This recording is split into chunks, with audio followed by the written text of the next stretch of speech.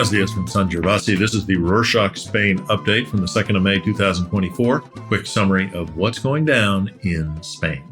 First up this week, Spanish President Pedro Sánchez affirmed his commitment to continue as leader of the Socialist Party, or PSOE. The decision came as a result of a judiciary inquiry into Sanchez's wife, Begoña Gómez, regarding corruption allegations leading to Sanchez's announcement that he might be stepping down last Thursday. After Sánchez announced his decision, a public prosecutor recommended dismissing the case against his wife entirely due to insufficient evidence. After a 5-day hiatus from the media on Tuesday the 30th, Sánchez said he reflected on his personal struggles and nearly resigned, ultimately chose to continue his role within the party that he said relied upon him. Let's talk about the judiciary. Sanchez's socialist government, supported by parties Sumar and Podemos, is pushing to reform the organic law of the judiciary to enable the renewal of the General Council of the Judiciary without requiring consensus with the opposition, the Partido Popular, or PP. The battle for a functioning General Council has long been a contentious political topic in Spain. Still, in the aftermath of Sanchez's near resignation, the government is looking to get rid of its biggest blocker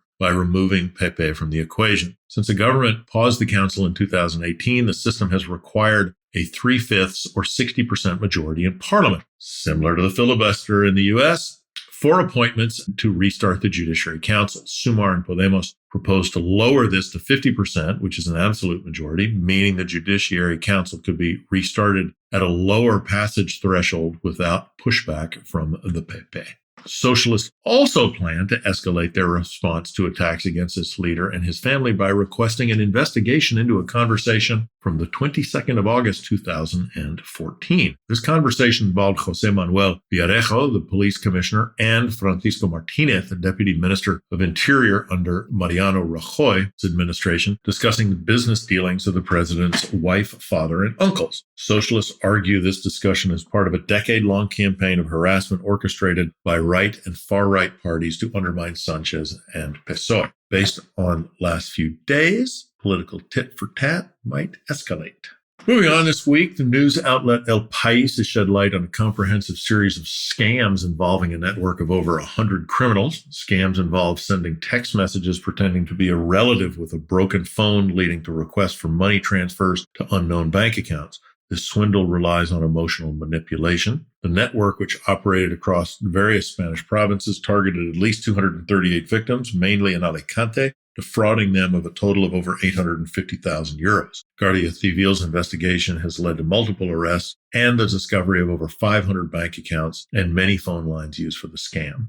Meanwhile, relatives of individuals buried without consent, often in mass graves, in the Valley of Cuelgamuros have started visiting the crypts where experts have been working since last June to recover remains. The Valley of Cuelgamuros used to be the Valley of the Fallen, built by former dictator Francisco Franco. Families who had relatives buried in the valley have long wanted to move their loved ones' remains to separate themselves from Franco's dark history. Currently, the remains of 12 victims have been returned to their families, with many more to be expected. These efforts are part of a broader commitment to addressing past injustices through the government's memory law, a commitment to repair the damage of Franco's dictatorship.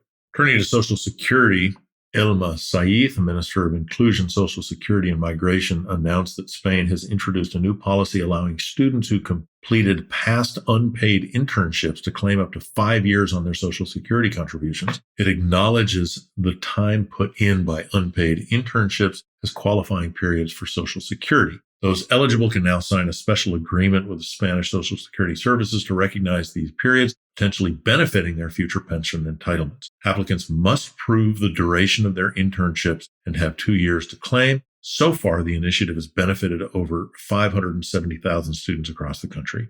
This week, Spain introduced new regulations for influencers through a royal decree, aligning them with the standards set for other media platforms like television. This regulation mandates that influencers clearly disclose advertisement deals and apply age-appropriate labeling to their content. The decree specifically targets influencers who meet certain criteria, including earning over 300,000 euros annually and having at least 1 million followers on a single video sharing platform or 2 million across platforms. Influencers in the country must now register in the State Register of Audiovisual Service Providers, where they'll follow advertising norms and protection standards for minors. Spain is the second EU country after France to implement such a regulation for the influencer industry. Now, tech. José Luis Escrivá, Minister of Digital Transition, announced a new government regulation which says that starting in 2025, following on a European Union legislation, all mobile phones sold in Spain, including iPhones, must use a USB Type-C charging port.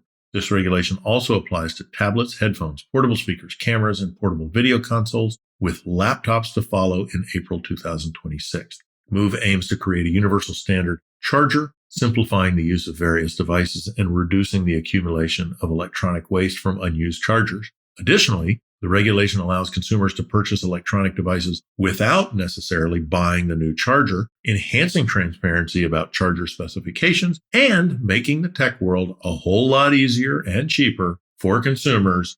Thank you, European Union.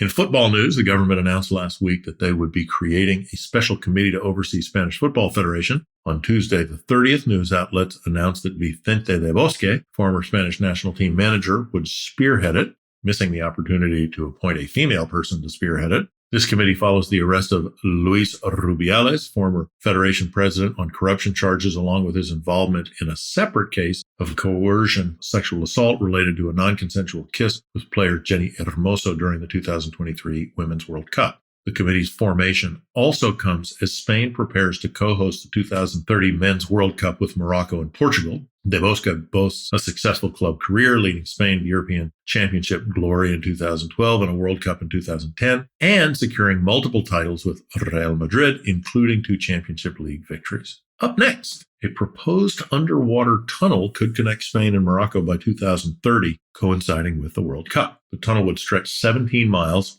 and reach up to 1,550 feet or 470 meters deep, linking Punta Paloma, Spain, and Malapata, Morocco. Government estimates suggest the construction cost could be around 8 billion euros and would transport roughly 12 million passengers and 13 million tons of cargo annually. Project dates back to 1930, but geological challenges hindered plans. It was only recently revised after Morocco launched its high-speed railway, opening the discussion once again to link the European and African continents. European Commission has awarded 720 million euros in subsidies for hydrogen production, predominantly benefiting projects in Spain and Portugal. This funding is part of the first EU-wide auction facilitated by the Union's Hydrogen Bank, which aims to support development of hydrogen economy by offsetting high initial costs. The auction test run had 132 projects competing for funding. Most of the funds were allocated to 3 Spanish and 2 Portuguese projects, with a total investment of around 590 million euros. Remaining 126 million went to projects in Finland and Norway. Follow-up auction is planned for later this year as the Commission intends to apply insight from its initial experience.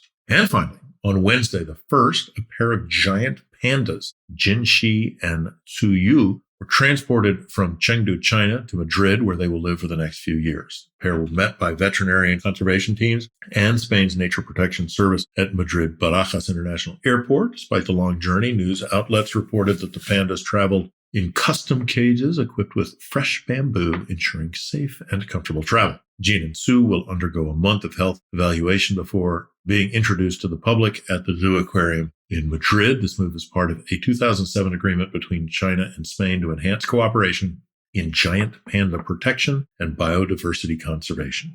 And that's it for this week. Thanks for joining us. We want you to love these updates even more than you already do, so we've prepared a quick survey that'll take just a few minutes to fill out. You might be tangled in a web of errands, buried in laundry, wondering what on earth show notes even are, but trust us, it's worth it. Your feedback will help us keep the updates coming your way. Hasta la próxima.